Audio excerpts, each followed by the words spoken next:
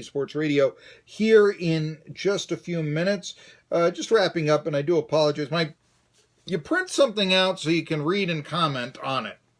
And then, I'm putting this up on our Facebook page. Right here. This is what it has with the Nashville Predators, and it actually blocks it all out.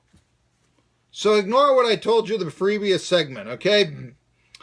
According, and the reason to it's NBC Sports' Adam Gretz, is of all the games players like Philip Forsberg and Victor Arvidsson missed, and there were a lot of injury troubles this year with the Predators, that was the reason why the team was so up and down, ultimately winning its division and getting the number 1 seed, 2 seed, but getting to play the number 7 seed in the Stanley Cup playoffs, which, by the way, will continue on their previous course of the top 3 teams in every division making it, and then having 2 wild cards out of every conference. You know, as a kid, it used to be, I'm not going to go back to the original 6 days on what the playoffs were back then, but as a kid, I remember when there were 21 teams, it was the first 4 teams in every division. But a lot of times you got really bad teams making the Stanley Cup playoffs.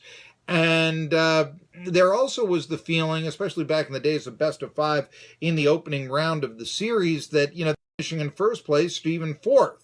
And I know there were plenty of years, Mario, a team that had one of the best 16 records in the NHL. They didn't make the playoffs because they played in a strong division and finished 5th in a 6-team division. Okay. Finally, they broke through once Lemieux hit his prime and, Jágr was added and all that. Okay.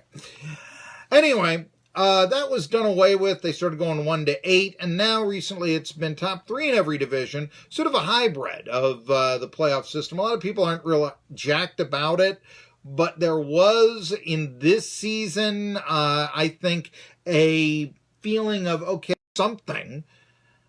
Of course, we can argue that it's not really worth something in first place. And there is also the feeling that, okay, why should the, Blues and Jets, 2 legitimate Stanley Cup playoff contenders, why should they meet in the first round and knock each other off? What's the deal with that?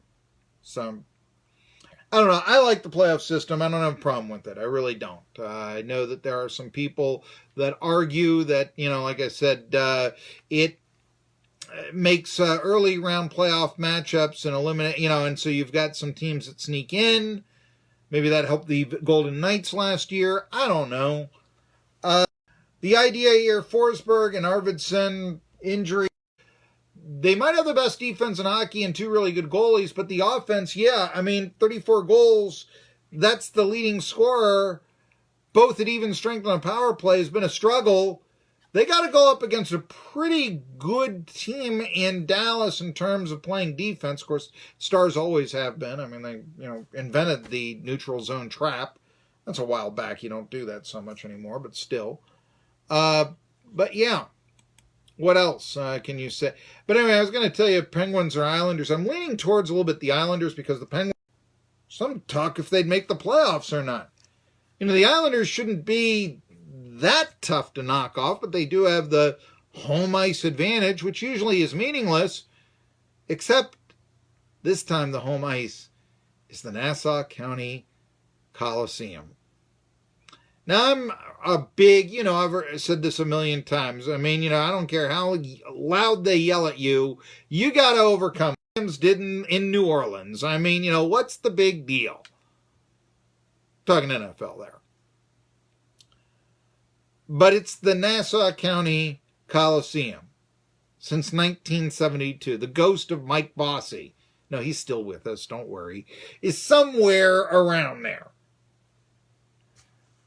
And you just, there aren't any more, Montreal Forums. There aren't even any civic arenas.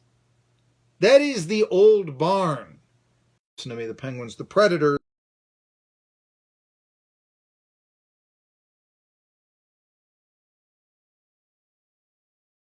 Generally, I don't talk as much golf as maybe I should.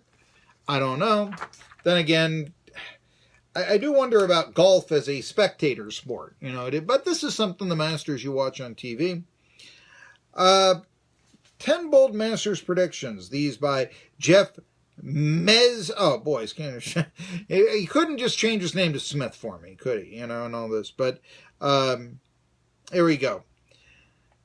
Mezzadio. Jeff Mezzadio.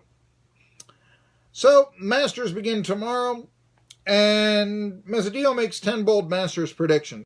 We'll talk a little bit about the Masters here. By the way, tomorrow we will be talking to the new sports editor of the Bristol Herald-Courier, Brian Woodson, who has an extensive career in local sports writing. He's been up in Bluefield, West Virginia the last several years, but is a former Herald-Courier sports writer, and actually I think cut his teeth with the Irwin Record. So there you go. But anyway, Lefty will... Here are the 10 bold Masters predictions.